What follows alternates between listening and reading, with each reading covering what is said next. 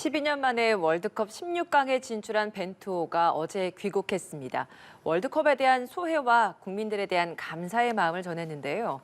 대표팀은 오늘 저녁 윤석열 대통령 부부와 만찬을 함께할 예정입니다. 카타르 월드컵은 계속됩니다. 8강 진출팀이 모두 결정이 됐고요. 이변 주역인 모로코의 돌풍이 어디까지 계속될지도 관심이 쏠립니다. 월드컵 관련 소식들 박찬하 KBS 축구 해설위원 모시고 이야기 나눠보겠습니다. 어서 오십시오. 네, 안녕하세요. 자랑스러운 우리 태극 전사들 어제 인천공항을 통해서 입국을 했습니다. 덕분에 참 울고 웃었던 요 며칠이었는데 이렇게 환영 인파 막 몰린 것 보고 어떤 생각 좀 드셨는지요?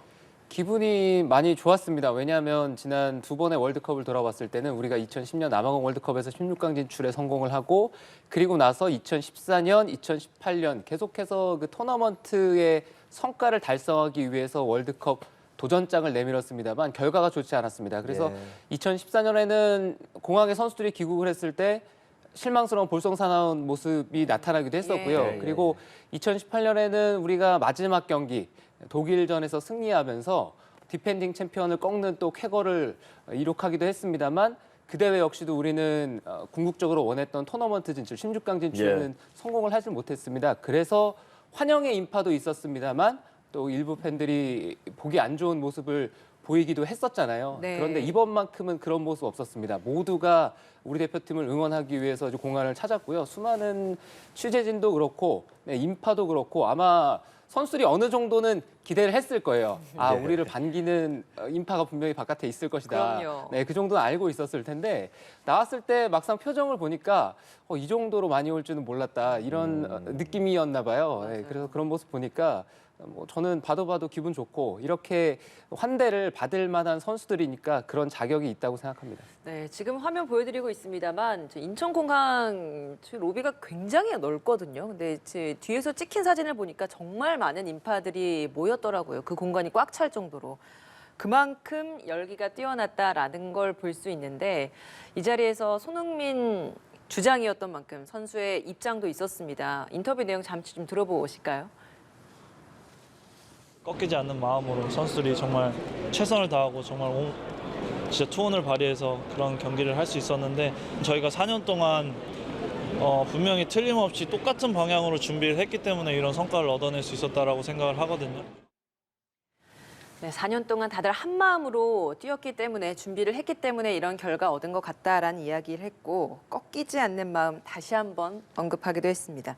그리고 이후에 기자회견에서 했던 내용도 저는 굉장히 좀 주목됐던 내용이 포르투갈과의 경기 끝난 후에 우루과이와 가나 경기는 중요하지 않았다. 그 당시에 그 심경을 좀 전하기도 했어요. 그만큼 얼마나 벅찼었던 건지 그 당시의 마음이 고스란히 좀 전해지는 것 같더라고요. 어떻게 들으셨습니까?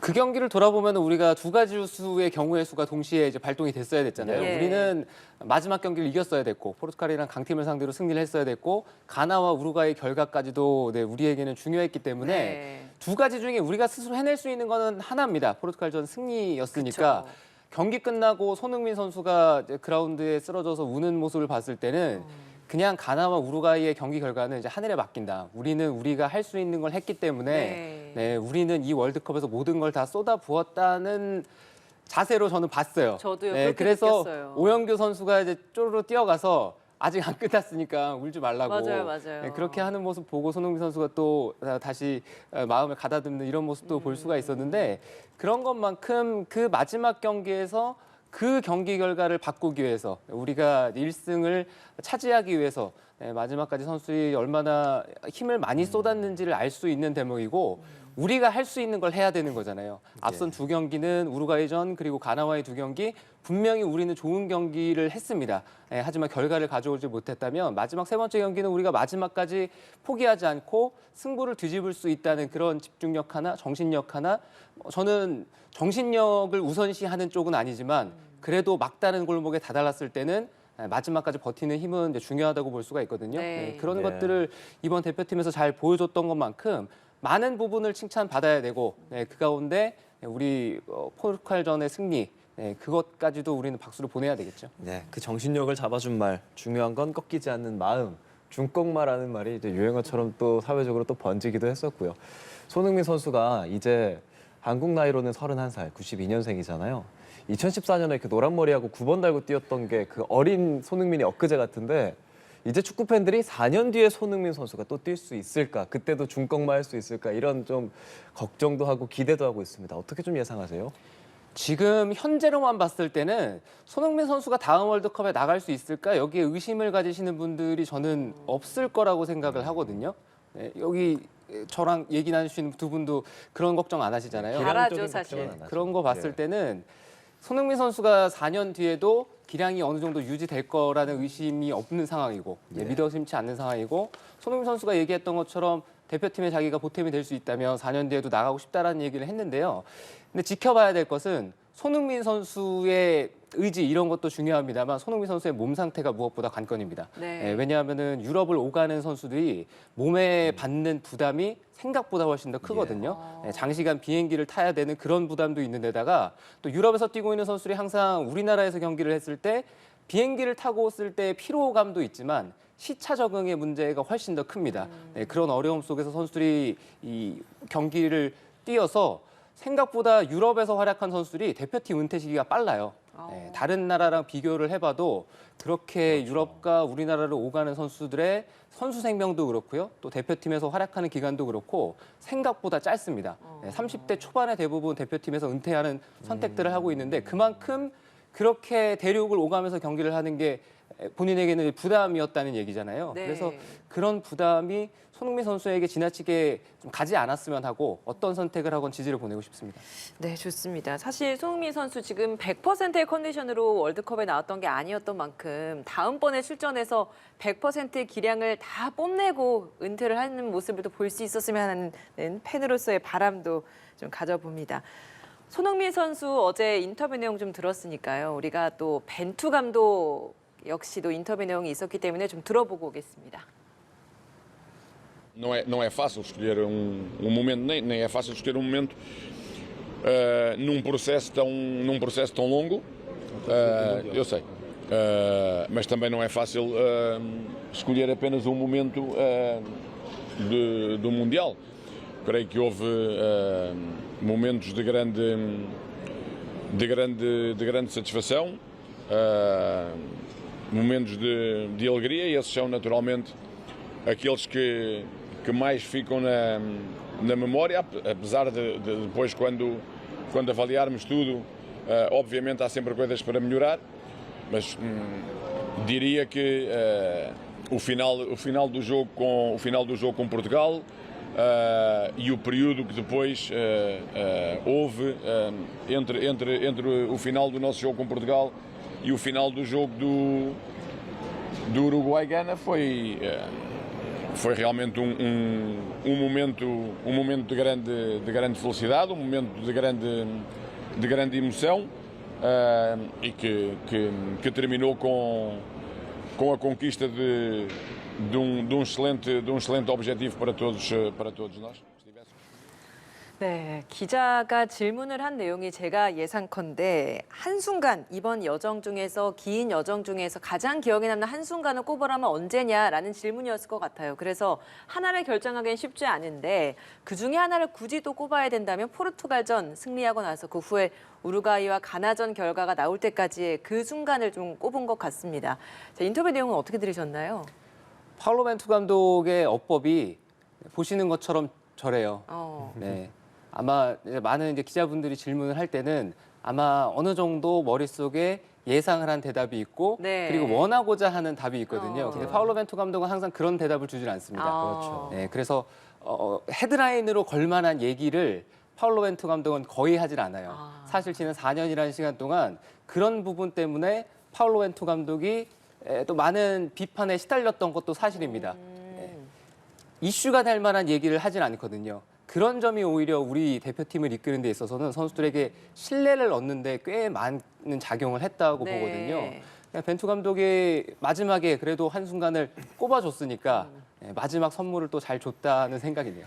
예, 벤투 감독이 한국에서 이렇게 오랫동안 있으면서 참 잘 지냈다고도 알려져 있고요. 뭐 일산에 어떤 쇼핑몰에 가면 벤투를 볼 수 있다 이런 말도 있었는데 이 지금까지 함께 월드컵에 갔었던 외국인 사령탑 히딩크 감독과 아드보카트 감독이 있는데 히딩크 감독이 에인토벤에 갔을 때 박재성 선수와 이영표 선수를 데려왔고 아드보카트 감독은 김동진 당시 왼쪽 풀백 그리고 이호 선수를 제니트로 데려갔었잖아요. 만약에 이제 벤투어가 아직은 결정되지 않았지만 어떤 곳에 소속팀에 간다면 이 선수 좀 데리고 오고 싶어 할 것 같다 할 만한 선수가 있다면 누가 있을까요?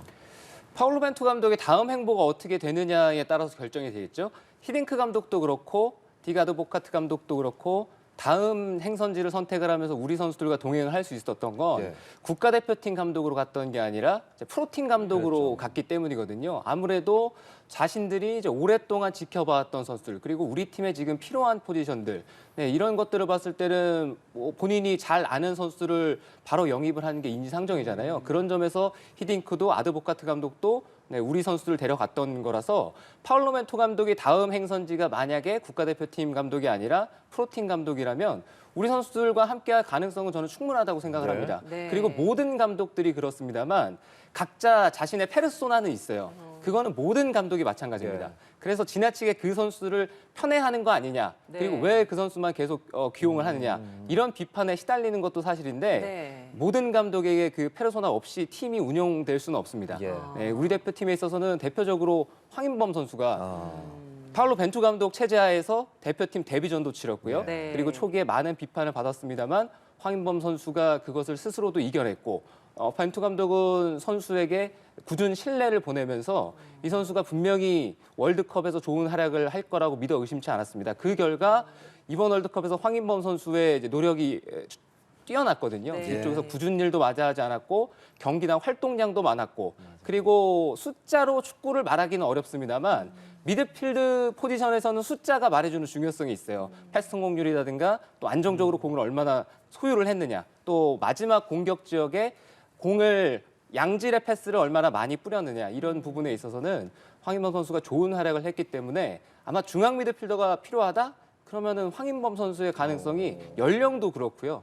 네, 아마 높지 않을까 조심스럽게 예상을 해봅니다. 예, 사실 벤투 감독과 우리나라의 인연이 2002년으로 거슬러 올라가게 되지 않습니까? 한일 월드컵 당시에 포르투갈전에서 우리나라가 포르투갈을 꺾었는데 그 당시에 이제 선수로 출전했던 게 벤투 당시 이제 선수였고 그 당시에 우리한테 패해서 16강 진출에 실패한 후에 이번에 우리나라 축구 대표팀 감독으로 이렇게 선임돼서 온 후에 우리나라를 16강으로 올려놨단 말이에요. 벤투에게 있어서 한국은 어떤 의미일까? 이것도 궁금합니다. 파울로 벤투 감독에게 질문할 기회가 있으면 누군가 좀 대신 물어봐줬으면 하는 예. 마음이 있거든요. 제가 기억에 남는 건 파울로 벤투 감독이 2002년 한일 월드컵에서 인천에서 우리와 경기를 했잖아요. 네. 그 경기가 포르투갈에게는 지우고 싶은 경기였을 거예요. 토너먼트 진출에 실패를 했으니까요.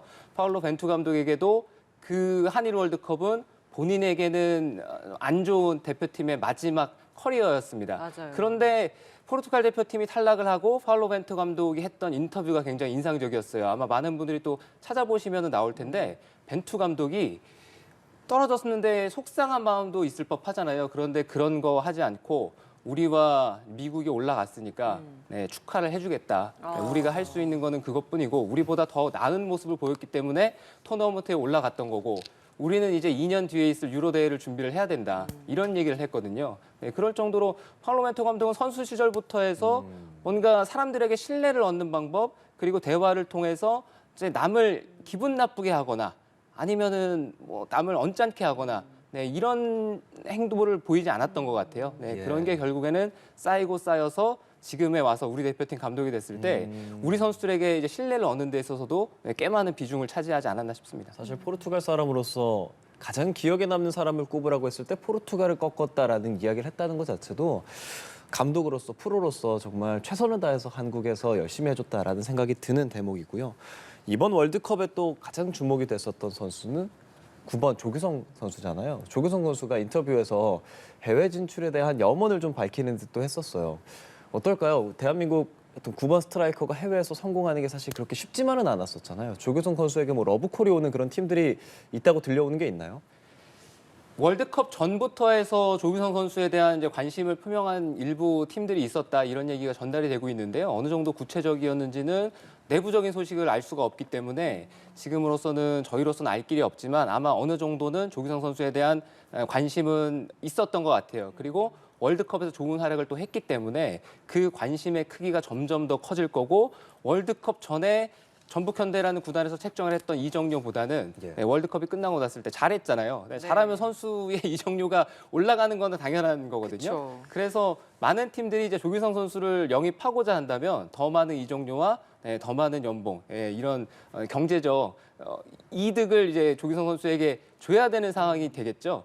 조규성 선수가 월드컵을 뛰면서 좋은 활약을 했습니다. 예. 스트라이커로서 우리 전방에서 우리 대표팀의 어떤 미래를 보여주기도 했고요. 또 대표팀 경기에서 월드컵 역사상 처음으로 한 경기에 2골을 터뜨린 선수도 됐습니다.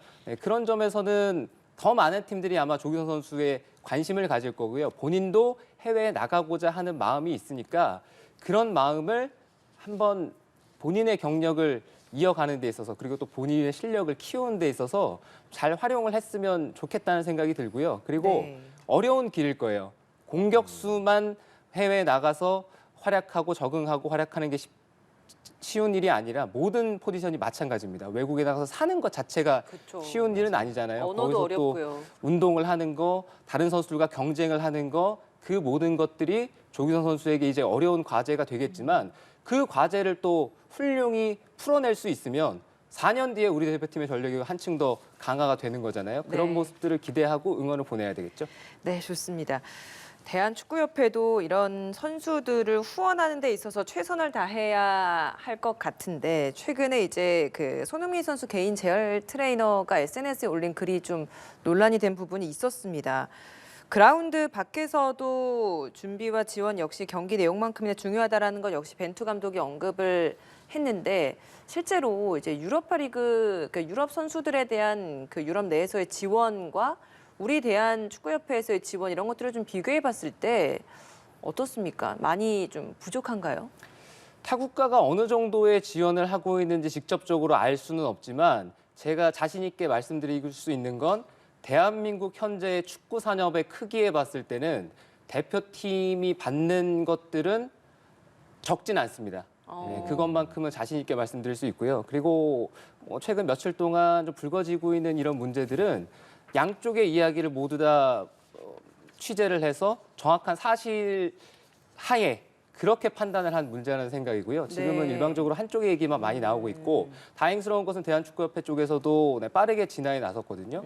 그런 얘기를 들어봤을 때는 크게 문제가 될 만한 일 같지는 않고요. 예. 근데 우리가 계속해서 꾸준히 지켜보고 또 투자의 크기를 늘려야 되는 건 역시 외국에서 뛰고 있는 선수들의 어떤 활동 그리고 또 그 선수들이 계속해서 관리를 어떻게 받을 수 있느냐 이런 부분도 신경을 써야 되는 건 맞아요. 이 선수들이 우리의 자산이고 또 향후에 네, 예. 계속해서 대표팀의 전력을 높여줄 만한 선수들이기 때문에 네. 그런 부분들 역시도 우리가 관심을 가지고 계속 지켜봐야 될 포인트겠죠. 예, 뭐 월드컵을 통해서 축구 산업에 대한 관심도 많아지고 K리그 발전도 됐으면 좋겠다는 생각이 들고요. 월드컵이 끝나지는 않았잖아요. 8강행 대진표까지 지금 완성이 된 상황입니다.